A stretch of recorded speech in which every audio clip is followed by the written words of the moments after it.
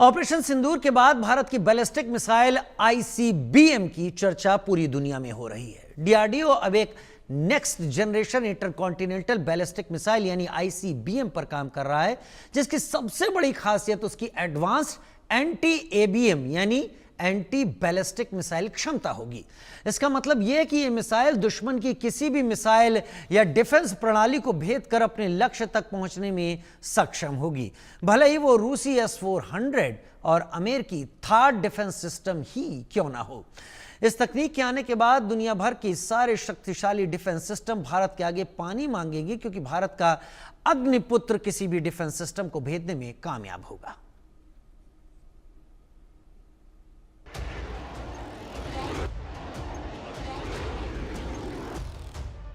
अग्नि की ताकत क्या है, इससे दुनिया वाकिफ है। लेकिन अब डीआरडीओ इस अग्नि मिसाइल को नए तकनीक के सहारे नेक्स्ट जनरेशन का बैलिस्टिक मिसाइल बना रहा है, जो दुनिया के किसी भी डिफेंस सिस्टम को भेदकर लक्ष्य को तबाह कर सकता है। यह नया आईसीबीएम भारत की अग्नि मिसाइल सीरीज की सफलताओं पर आधारित होगा, लेकिन इसे भविष्य के युद्ध क्षेत्र की जरूरतों और उभरते खतरों को ध्यान में रखकर डिजाइन किया जा रहा है। यह सिर्फ लंबी दूरी की मिसाइल नहीं होगी, बल्कि यह दुश्मन की रक्षा प्रणालियों को पूरी तरह नेस्तनाबूद करने की क्षमता के साथ आएगी। और यह ऐसी क्षमता होगी जिसमें डिफेंस सिस्टम को भेदने की तकनीक होगी, यानी दुश्मन मुल्क के पास अगर थार्ड और S-400 भी होगा तो नेक्स्ट जनरेशन आईसीबीएम इसे तोड़ने में कामयाब होगा। इसकी खासियत ही इसे दूसरे मिसाइल से अलग बनाती है। एंटी एबीएम क्षमता इस नेक्स्ट जनरेशन आईसीबीएम की सबसे महत्वपूर्ण विशेषता है, जो इसे बेहद खास और दुश्मन के लिए अजेय बनाती है। यह मिसाइल एक ही बार में कई वॉरहेड ले जा सकती है, जिनमें से हर वॉरहेड एक अलग लक्ष्य को निशाना बना सकता है। यह दुश्मन की मिसाइल डिफेंस को भ्रमित कर देता है, क्योंकि उसे एक के बजाय कई लक्ष्यों को रोकना पड़ता है। इतना ही नहीं, मिसाइल के वॉरहेड में उड़ान के अंतिम चरण में अपनी दिशा बदलने की क्षमता होगी, जो इसे दुश्मन के इंटरसेप्टर मिसाइलों से बचने में मदद करेगा। साथ ही एडवांस डिकोय और जैमिंग सिस्टम से भी लैस होगा, यानी मिसाइल झूठे लक्ष्य को छोड़ सकती है या दुश्मन के राडार और मिसाइल डिफेंस सिस्टम को भ्रमित करने के लिए इलेक्ट्रॉनिक जैमिंग का इस्तेमाल कर सकती है। वॉरहेड को इस तरह से डिजाइन किया जा रहा है कि ये दुश्मन के हमलों का सामना कर सके और राडार पर कम दिखाई दे, यानी ये स्टील क्षमता से लैस की जा रही है। इस नेक्स्ट जनरेशन आईसीबीएम का विकास भारत को अपने दुश्मन मुल्क पर विजय साबित करेगा। Bureau report, India news. जब बात आत्मनिर्भरता की होती है और जब बात आत्मनिर्भरता और रक्षा क्षेत्र से जुड़ी हुई होती है, तो एक बात तो तय है कि देश वाकई दुनिया के सामने अपनी अलग पहचान बनाने में कामयाब होता जा रहा है। मेजर जनरल रिटायर्ड राजन कोचर मेरे साथ सीनियर डिफेंस एक्सपर्ट के तौर पर जुड़ गए हैं, और रवि कुमार गुप्ता जी हमारे साथ डीआरडीओ से इस वक्त जुड़ गए हैं। डीआरडीओ में उन्होंने बहुत नज़दीकी अपनी सेवाएं दी हैं। लेकिन पहले मेजर जनरल राजन कोचर, मैं आपके पास आना चाहूँगा। ये मिसाइल अपनी कुछ खासियतों के चलते मेरा ध्यान खींचने में बहुत ज़्यादा मुझे उस पर लगा कि ये बहुत ख़ास बातें हैं, और ये ख़ास बातें अगर इस मिसाइल के साथ हैं और ये ज़मीन पर हमारे साथ उतरती है तो भारत पूरा गेम चेंज कर देगा। न केवल साउथ एशिया की बात हम कर रहे हैं, एशियन रीजन की भी काफ़ी गेम चेंजिंग की हालत होगी। 6000 से 10,000 किलोमीटर की रेंज, यानी अग्नि 5 से करीब दोगुनी रेंज इसकी होगी, और जो इसकी स्पीड बताई जा रही है करीब 25,000 किलोमीटर प्रति घंटे।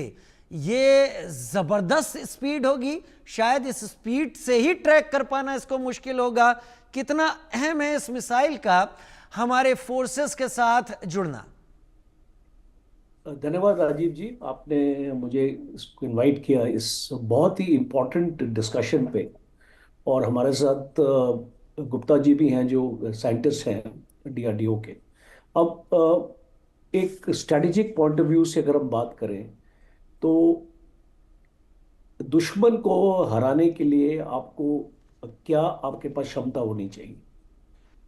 सबसे पहले आपके पास एक ऐसी क्षमता होनी चाहिए जो दुश्मन का जो एयर डिफेंस सिस्टम है वो उसको रोक ना पाए। बिकॉज आज हमने देखा है जितनी भी लड़ाइयाँ हुई हैं, ईरान इसराइल को भी आप देख लीजिए, और सिंदूर में भी हमने देख लीजिए, तो कुछ हद तक एयर डिफेंस सिस्टम्स के पास काबिलियत है, वो आपकी मिसाइल्स को रोक सकते हैं। और आपने इसराइल को भी देखा कि इतना पुख्ता एयर डिफेंस सिस्टम था, उसके बावजूद वो रोक नहीं पाए। तो अगर हम इस मिसाइल की बात करें, इंटर कॉन्टिनेंटल बैलिस्टिक मिसाइल, जो अग्नि 5 के प्लेटफॉर्म पे बनी है, खासियत क्या है इस मिसाइल की कि सबसे पहले multiple independent target re entry vehicle इस मिसाइल का हिस्सा है। इसका ये मतलब है, सिंपल टर्म्स में आपके व्यूअर्स के लिए, कि ये एक मिसाइल नंबर ऑफ टारगेट्स को एड्रेस कर सकती है। और जब इसका प्रोपल्शन सिस्टम, ये जब री एंट्री व्हीकल इस्तेमाल हो जाती है इस मिसाइल में, तो इसके पास मल्टीपल मैनूवरेबल री एंट्री व्हीकल दूसरा हिस्सा है इस मिसाइल का। और तीसरा हिस्सा इस मिसाइल का है पोस्ट बूस्ट व्हीकल। तो ये तीन चीजें एक इंपॉर्टेंट कॉन्फ़िगरेशन है इस मिसाइल में, जिससे उसको क्या काबिलियत मिलती है। सबसे पहले जब मैंने बताया कि आपको multiple independent re entry vehicle, ये आपके स्पेस में चली जाती है, आपका दुश्मन इसको पहचान नहीं पाएगा। और जब ये एटमॉस्फेयर में री एंटर करेगी, एक्सोस्फेयर से एटमॉस्फेयर में अंदर आएगी, तो इसके पास एक मैनूवरेबल री एंट्री व्हीकल है, जो एक पोस्ट बूस्ट व्हीकल का हिस्सा है। इसका मतलब कि ये जो पोस्ट बूस्ट व्हीकल इसमें शामिल किया गया है, ये मल्टीपल वॉरहेड्स को रिलीज करेगा। इसको, मेरा ये मतलब है कि 4 से 6 इसकी क्षमता है कि आप इसमें तकरीबन 6 मल्टीपल वॉरहेड्स आप इसमें लगा सकते हैं। और हर एक वॉरहेड अपने आप को अलग से प्रोग्रामिंग करता है। तो इसका मतलब कि अगर आपने चाइना में वार करना है, और अगर एक चाइना के कमांड कंट्रोल सिस्टम्स को आपने टारगेट किया, तो 5000 किलोमीटर दूर आप एक दूसरे टारगेट को भी चाइना में आप इसको एड्रेस कर पाएंगे। और तीसरा आपका टारगेट 3000 किलोमीटर दूर आप उसको एड्रेस कर पाएंगे। इसका मतलब कि दुश्मन का जो एयर डिफेंस सिस्टम है, उसको पता नहीं चलेगा कि इसको कहां कहां से अटैक आ रहा है। और एक बहुत इंपॉर्टेंट एस्पेक्ट जो मैं इसमें हाईलाइट करना चाहता हूं, एक नॉन न्यूक्लियर वॉरहेड भी आप इससे लॉन्च कर सकते हैं। देखिए, हम नॉर्मली ऐसी मिसाइल्स बनाते हैं जो न्यूक्लियर वॉरहेड को एड्रेस करती हैं, 100 से 350 किलोटन, बट ये नॉन न्यूक्लियर वॉरहेड 7.5 टन्स का आप इस मिसाइल से लॉन्च कर सकते हैं। और दूसरी इंपॉर्टेंट है कि बंकर बस्टिंग रोल भी इस मिसाइल में है। आपने इसको देखा, यूएस के GBU 57 बंकर बस्टिंग बॉम्ब्स इस्तेमाल हुए थे। अब ये इसको मिसाइल के पास क्षमता है, अब बस उसकी आपको रेंज उसकी हमको कम करनी पड़ेगी। 2500 किलोमीटर तक कोई भी अगर टारगेट है, और अगर आप एक न्यूक्लियर साइट के अंदर जाना चाहते हैं, उनको बंकर के अंदर आप इसको 50 मीटर 100 मीटर जाना चाहते हैं, तो ये इसको मिसाइल की आपकी क्षमता है। और एक इंपॉर्टेंट पॉइंट यहां पे है, आप इसको एयर से भी फायर कर सकते हैं, ग्राउंड से भी फायर कर सकते हैं, सी से भी फायर कर सकते हैं। तो एक ट्रायड का काम करता है। और एक लास्ट पॉइंट है, ये एक इसके पास जो डिसेप्शन फीचर्स हैं, इनफ्लेटेबल डेकॉयज हैं, वो भी लॉन्च होते हैं इस सिस्टम को, जिसको मैंने आपको बताया। पोस्ट बूस्ट व्हीकल से आपका चैफ भी लॉन्च होता है, इलेक्ट्रॉनिक जैमर्स हैं। तो दुश्मन के आपने जब वॉरहेड्स अपने लॉन्च किए, तो आपने डिकॉयज भी उसके साथ लॉन्च किए, तो दुश्मन को पता नहीं चलेगा असली कौन है और नकली कौन है। एग्जैक्टली। बचपन में एक इसको राजेश खन्ना की मूवी देखी थी, असली और नकली। तो ये उसकी तरह एक आपका सिस्टम आपका बन गया है, ये दुश्मन को पता नहीं चलेगा असली कौन है और नकली ये कौन कुछ उसी खेल की तरह है जो शायद एक वैसे इसको मिलिटरली या भारतीय सेना के वरिष्ठ अधिकारियों ने तो कभी एक्सप्लेन नहीं किया, लेकिन सोशल मीडिया पर चल रहा है कि पाकिस्तान जिन राफेल को गिराने की बात कर रहा है वो एग्जैक्टली राफेल नहीं थे, वो राफेल की फ्रीक्वेंसी एमिट करने वाला कोई और सिस्टम था जो राफेल के साथ था और दरअसल उसे हिट किया गया और उस पर ताली बजा दी गई। खैर, इसमें कितनी डिटेल है मैं उसमें नहीं जाऊंगा अभी, क्योंकि मैं अभी अग्निपुत्र की बात कर रहा हूं। रवि सर, इसकी सबसे बड़ी खासियत जो मैं अपनी जानकारी देखते हुए जो मैंने इससे पहले बताई, एक तो वो कि ये 25,000 किलोमीटर की स्पीड, ये बियॉन्ड इमेजिन है। इतनी भी स्पीड अटेन की जा सकती है? क्या हम इसमें स्क्रैमजेट इंजन का यूज कर रहे हैं, या आप बेहतर तरीके से हमें बताएंगे रैमजेट इंजन है, स्क्रैमजेट इंजन है, क्योंकि दर्शक उसके बारे में भी जाने। और दूसरा, S-400 और थार्ड की बहुत बात होती है और इन्हें बेस्ट एयर डिफेंस सिस्टम में माना जाता है। क्या ये उन्हें भी इजीली टारगेट कर सकते हैं? नमस्कार राजीव जी, और बहुत बहुत धन्यवाद सर। बड़ा आप एक से एक करके आप बड़े रोचक टॉपिक लाते हैं डिस्कशन के लिए, और बड़े अहम टॉपिक होते हैं ये। देखिए, क्या है कि भारत ने 2012 में पहली बार अग्नि-5 का सफल परीक्षण किया था। अब ये जो बैलिस्टिक मिसाइल है जिसका परीक्षण 2012 में किया गया था, ये एक टिपिकल बैलिस्टिक मिसाइल था, जिसकी ट्रेजेक्टरी, हम जब कहते हैं बैलिस्टिक मिसाइल, तो वो उसमें जो प्रोपेलेंट है वो एक समय तक उसको एनर्जी प्रदान करते हैं, उसको स्पेस में। जैसे हमने अभी कुछ ही दिन पहले देखा, हमने निसार लॉन्च किया गया ISRO के GSLV से, तो वो एक समय तक उसके रॉकेट्स ने काम किया, उसके बाद वो अपनी गति से आगे बढ़ता रहा। अब वहां तो हमें सैटेलाइट को वहां कक्षा में स्थापित करना था, यहाँ क्या है कि हमें इसको वापस पृथ्वी पर लाना है, टारगेट की तरफ लाना है। तो उसके बाद फिर जो होता है, जो 2012 में लॉन्च किया गया था, वो टिपिकल बैलिस्टिक की जो ट्रेजेक्टरी है उसको फॉलो करेगा, यानी कि एक ऊंचाई तक जाने के बाद वो पृथ्वी की जो गुरुत्वाकर्षण है उसके कारण नीचे आना शुरू हो जाएगा। और अग्नि-5 की मैं उसी की बात करूं तो वो जिस समय टारगेट के नजदीक आ रहा होता है उसकी 25 मैक की स्पीड होती है। मैक का मतलब है एक 342 या 343 मीटर प्रति सेकंड।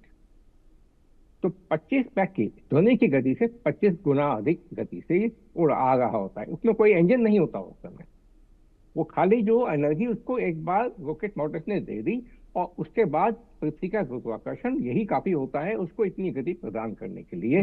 बल्कि मैं सच कहूं तो ये एक इतनी अधिक गति एक बहुत बड़ा सरदर्द बन जाती है, क्योंकि उसके कारण हवा से जो घर्षण होता है, फ्रिक्शन होती है, उसके कारण उसका तापमान लगभग, जो आकार नोज कोन है, लगभग 4 से 5,000 डिग्री सेल्सियस का तापमान पहुंच जाता है, जिसको हैंडल करना बड़ा मुश्किल काम था। लेकिन हमने 1989 में 1889 में पहली बार हमने जो अग्नि का जो परीक्षण किया था, वो बेसिकली इसी चीज को डिमोन्स्ट्रेट करने के लिए था कि हाँ, हम री एंट्री करा सकते हैं।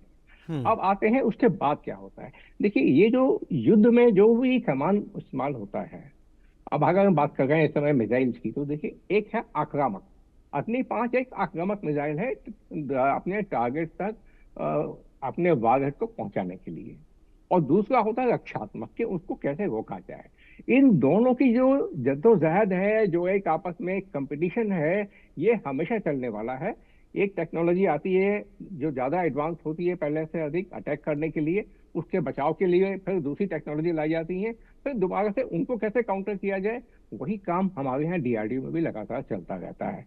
कि जिस समय 2012 में हमने लॉन्च किया, हमें बहुत आगे तक का सोच के चलना था और उन टेक्नोलॉजी पे काम करते चले आ रहे थे। तो आपने देखा होगा अभी कुछ समय पहले एक दिव्यास्त्र का लॉन्च किया गया था 2024 मार्च में। तो जिस समय जो अग्नि-5 था, जिसका इंडक्शन ऑलरेडी हो चुका था उस समय तक, वो केवल एक वारहेड लेके जाता था, और दिव्यास्त्र के अंदर मल्टीपल वारहेड थे। क्यों थे? क्योंकि यही एक जो एंटी बैलिस्टिक मिसाइल सिस्टम है या बैलिस्टिक मिसाइल डिफेंस सिस्टम है, उसको काउंटर करने का एक तरीका है, जैसे जनरल साहब ने बताया अभी, कि हम एक की जगह multiple independently targetable re entry vehicle space में जाने के बाद वो एक मिसाइल से 8, 10 या और अधिक अलग अलग वारहेड में तब्दील हो जाते हैं। अब इनमें से कोई आवश्यक नहीं है कि हम चाहें तो हम 10 के 10 उसके अंदर वारहेड हो सकते हैं, न्यूक्लियर वारहेड हो सकते हैं या जो भी है, लेकिन हम चाहते हैं कि उसमें वारहेड की जगह कुछ और चीज भी हो सकती है। वो क्या होंगी, वो आवश्यकता के अनुसार उसको निर्णय लिया जाता है। डेकॉय हो सकता है।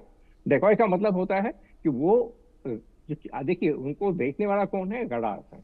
रडार काम करता है कि यहाँ से हमने जो किरणें भेजी टकरा के वापस आएंगी और वो बताएंगे कि ये क्या चीज हो सकती है, उसका आकार क्या है, उसकी गति क्या है। इन चीजों को वो उस वापस आई हुई किरणों के आधार पे होता है। अब हम क्या करते हैं कि उसके अंदर जो हम ऐसी टेक्नोलॉजी का इस्तेमाल करते हैं, पेंट्स होते हैं और कुछ चीजें होती हैं, प्लस उसके अंदर रडार अपने लगाए जाते हैं, तो वो होता छोटा है दिखता बड़ा है, या होता बड़ा है दिखता छोटा है जी। जब हम ये करते हैं कि बड़ा है और छोटा दिखाना चाह रहे हैं, उसी को हम स्टेल्थ कहते हैं। और यहाँ पे क्या है कि हम कभी छोटा है तो बड़ा भी दिखाने की कोशिश करते हैं। जैसे आपने उदाहरण दिया था आपके राफेल्स के केस में, कि वो जो छोटे छोटे जो डेकॉय होते हैं उनमें ऐसा इंतजाम किया जाता है कि उनका रडार सिग्नेचर एक बड़े विमान के जैसा आता है।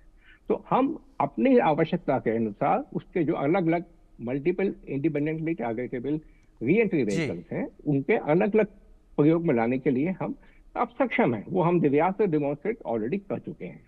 फिर आती है बात एक मैन्यूवरेबिलिटी की।